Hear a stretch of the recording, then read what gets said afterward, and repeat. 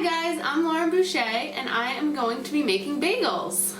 You're gonna need flour, brown sugar, olive oil, yeast, salt. You're gonna eventually need everything seasoning in the end, sesame seeds, any toppings that you want. You're gonna need a bowl. You're gonna need something to roll your dough out. I don't have a good table without holes, so I have this little mat. Measuring cup for water, and a few measuring spoons. Okay, so first I'm gonna get 1.5 cups of warm water, mix it with 2 3/4 teaspoons of yeast. Okay. So the water's warm. First I'll measure out the yeast. Scissors, you need scissors. 2 3/4 teaspoons. I'm using active dry yeast. But the recipe says you can use any yeast. So this is actually quite a bit of yeast. So 1. So I'm spilling, but 1, 2. Turns out I'm using a full packet of yeast. Oh, 2 1/4 teaspoon. 1 packet. So I need more than that. So this is a 2 1/4, so I need 1/2 teaspoon of yeast. 1/4 teaspoon, but I'll just do 2 of these. And honestly, a little extra because some of this sticks to the packet. So what you want to do is you want to whisk it and then let it sit for 5 minutes so that the yeast dissolves.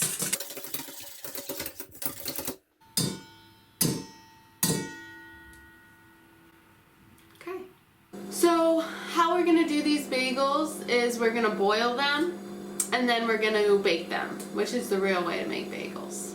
And I'm a Jew, so I should know. But I've actually never made bagels before, so this is a real experiment. Hang in there with me. So next we have to add the flour, the sugar, and the salt. So we need 4 cups of flour. And you're supposed to use bread flour, but I don't have bread flour, so that's why this is experimental. Also, the correct way is to always use a knife and scrape the flour off the top, but you can do it however you would like.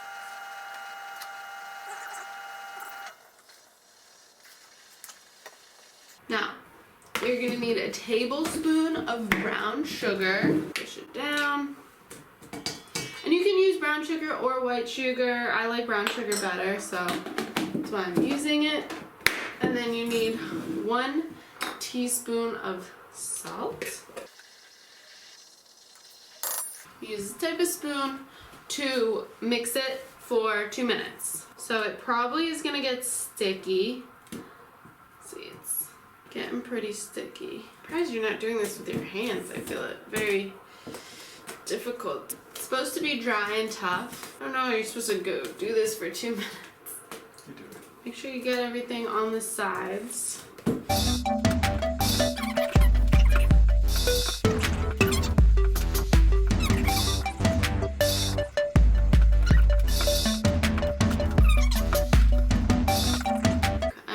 Start using my hands.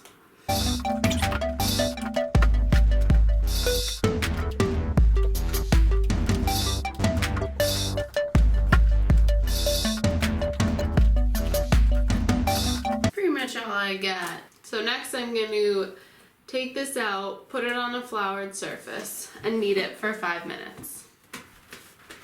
What a mess. It's a big mess. So this is the little mat. My mom got this for me. And it is good to use for everything. I really use it for like rolling pizza dough. Just a bitch to clean because my sink's not very big. So I'm flouring the mat.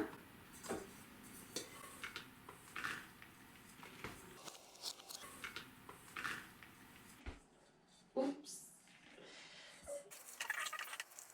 So this should eventually make 8 donuts. I mean, bagels. And it's apparently supposed to be really tough. So just work it as hard as you can.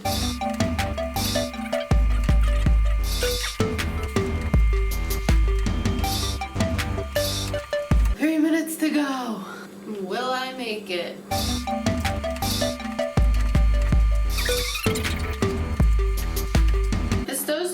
really good. And if you don't know how to knead, you just fold the dough over and push down. And that, I don't know if it's how you knead, but this is how I knead. I don't know if there's a wrong way to knead. Whew, whew, whew. It looks small, but it should rise because you're gonna let it sit for an hour. Okay. So I'm gonna rinse out the bowl. This is what the dough looks like. I'm gonna rinse out the bowl and put some olive oil in here, coat the dough in olive oil, and then let it sit for 60 to 90 minutes. I'm just gonna pour a little bit of olive oil. Oops. Dough in. Supposed to rotate the dough so it eats up all the olive oil. Cover it, let it sit for 60 to 90 minutes. I'm gonna go get some cream cheese and get some chives from the garden, and we'll be back and I'll show you how to go on. Hey guys, just biked to the grocery store, got some cream cheese, have the chives, but first we need to finish the dough, and this thing has risen. This is a bad Larry. This is a lot of dough. So ready? You'll be able to see it. Oh! So apparently you're supposed to punch it. This is my punch. Supposed to get all the air out. It's good. Good if you have anger issues. Got all the air out. So now I am supposed to divide this into 8 balls. So, 1, 2, 3, 4, 5, 6, 7. Okay. So a little smaller than what I'm thinking, I guess. 1. So this is what we're looking at. I don't know how big these bagels are. This is the size I'm going for. As you guys know, I don't really know what I'm doing, so it's called winging it. I'm sure if you're a real bagel maker, you would weigh it. But I think this is gonna make more than 8, to tell you the truth. Maybe I'll make them a little bigger. Alright, let's start making them a little bigger. This actually does feel like bagel dough, so I really do think we did something right here. Let's just hope I'm not messing them up. So now let's just add a little bit to each of the little ones. 1, 2, 3, 4, 5, 6, 7, 8. That's 8. Throw one here, throw one here. Alright, so now I'm gonna stick the finger in. I wonder what, oh baby. And you wanna make sure it's at least 1 inch hole. So, oh guys, I'm hungry. This is technique. Well, we're gonna make this one a little thicker. It looks like the hole kind of, and you know what, I think it helps to have a little bit of a nail because it cuts right through the dough. And I think the thumb is working really well because then you can really shape the rest of the bagel with your hand. The bagels are gonna expand, so I'm gonna make the holes a little bigger. Here we go, now that's looking like a bagel. Okay, so I am gonna get the water ready and we are gonna boil these. So, hang on, stay here, don't go anywhere. Voila!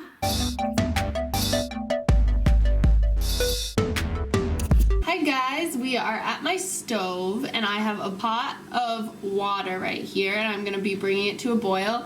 And I have parchment paper on a cookie sheet. And this is what I'll put the bagels on after. So I have this water going and I need to add a 4th cup of honey.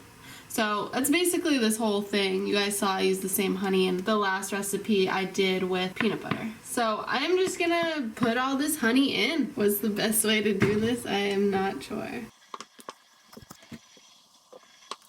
Wow, this looks very cool in the water. It makes little snakes and it pretty much just dissolves into it. Alright, one more big squeeze because I'm getting tired. And I'm gonna get a spoon and stir it. Stir it up, little darling.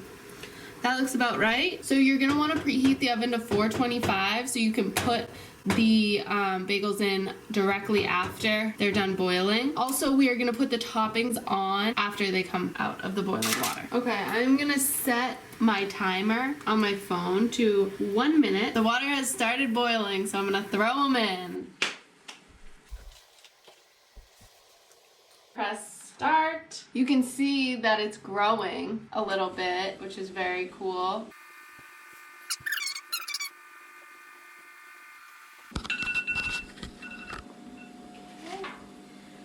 Rotate. It's blowing up. It's looking good. They're looking really good.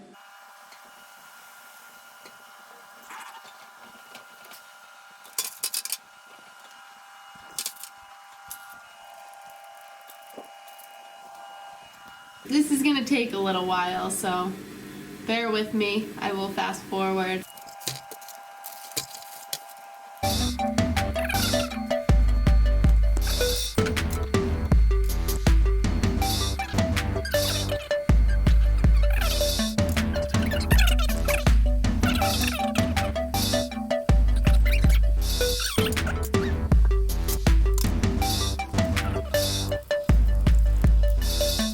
Everything but the bagel from Trader Joe's. I've tried some other everything but the bagels before. They're very good. Use whichever one's your favorite. But always have this on hand. It's good with everything. You will not regret it. So guys, as you can see, the bagel looks like it's falling apart a little bit. I think that was because when I added the extra pieces, it didn't fully form. So when you're doing your balls, make sure you are molding the bagel together. But I'm gonna try and see if I can make sure this stays together. Right over there. So I'm gonna make this one a sesame seed bagel. And honestly, these are some of the best sesame seeds. They're toasted and you can actually taste how toasty they are. And I'm here for topping, so I think the more the better.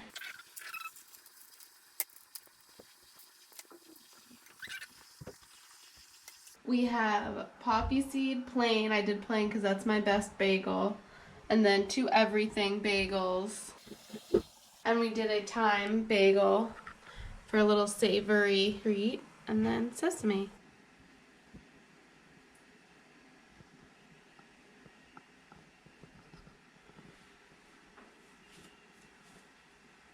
Now we are going to put them in the oven for 20 minutes, but halfway through we are going to flip the trays.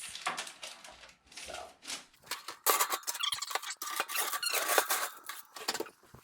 10 minutes. Good to go. Almost done. So we're gonna make some cream cheese now. Okay guys, a little extra surprise. We have cream cheese, fresh scallions from my garden. These things are beasts. I planted them last year and they came back thick. I don't know why. You need some scissors. I thought I just had them. And a good spoon. And I like to use a glass Tupperware just because it's a little hardier. And also it helps if you have softened cream cheese. So we biked to the store, so this has just been in a backpack and left out for the last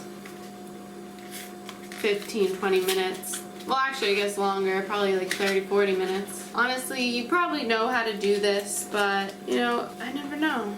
You know, opening things isn't my forte. There we go. That's all you gotta do. It's a little trick. That's it. Chop your chives like this. Watch this. Do a few at a time. And you can make them as small or as big as you want. I kind of like them a little small, so I'm trying to do them as thin as I can, pretty much. Honestly, it doesn't have to be perfect. It's going to be good. And there's no right or wrong amount of chives. We like a lot of chives. We're cream cheese chive people, but if you only like a little bit, that's all you have to do. Scallions. And I keep saying chives, but they're scallions. Chives and scallions are one and the same to me. I I don't know the difference, and I will probably always call them chives because I like that word. It just comes easy to me. This is looking good. All right, let me mix it up and see if it's enough. Beat them in. This is, honestly, I probably didn't even leave the cream cheese out long enough because this is not easy. You almost want 2 spoons, so I'm gonna get another spoon. Let's see if this spoon's easier.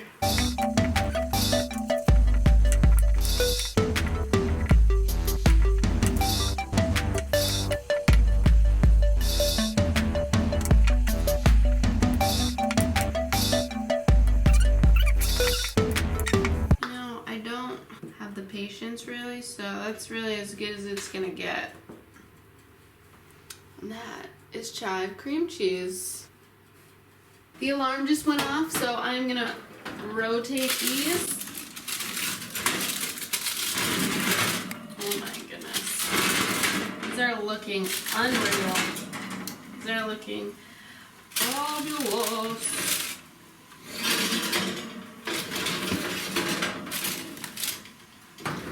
I'm gonna reset the timer for 12 minutes. They're done. Let's check these bad boys out. Oh my goodness. Look at these. Oh my gosh. The smell. Oh my god. Very good.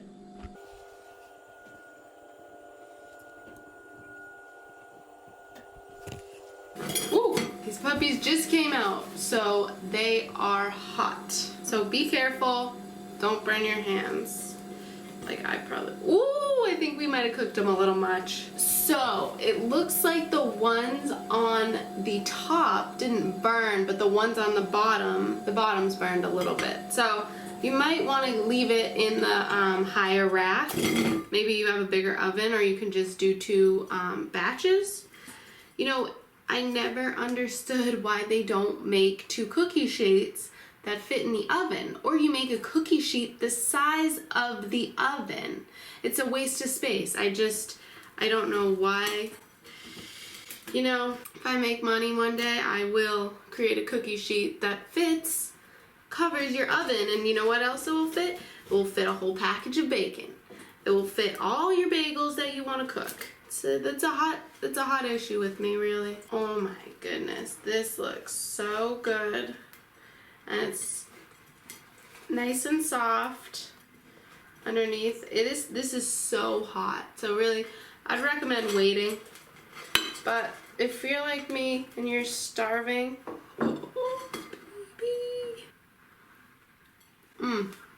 tastes like a bagel. Now I'll show you how I like my bagel. Cream cheese, fresh chive cheese, smothered, smeared. We'll just do half. We got a little bit of Lux. This is smoked salmon. Personally, I only like a little bit. That's how I like it. Now let's try it. This is the top piece, so this piece is gonna have more everything seasoning. Oh my god. Oh my god. Chewy. Amazing. Just amazing. So 10 out of 10, I would recommend making bagels, making your own chive cream cheese. It did take me all day, half my day, but it was worth it. Thanks for watching. Go subscribe, like, leave me a comment, and I'll see you again soon. Thank you. Bye.